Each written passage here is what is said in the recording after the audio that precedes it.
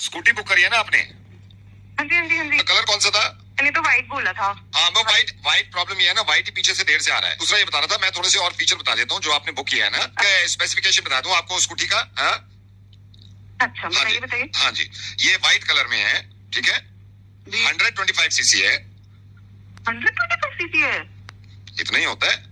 अच्छा मेरे को नहीं पता था। अच्छा इसमें डीजल डलेगा, ठीक है।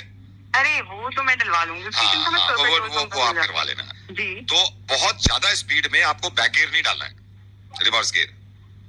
Reverse gear? हाँ मतलब बहुत ज्यादा स्पीड में, मतलब इमरजेंसी में सिर्फ रिवर्स गियर लगाना है। इस चीज का तो मैं ध्यान रखती हूँ। मैं खामा बैक गियर नहीं डालती, इमरजेंसी में तो डाल दूंगी। हाँ इमरजेंसी में डाल दो, इमरजेंसी में डाल दो। विदाउट सीट बेल्ट मत चलाना आप कभी भी।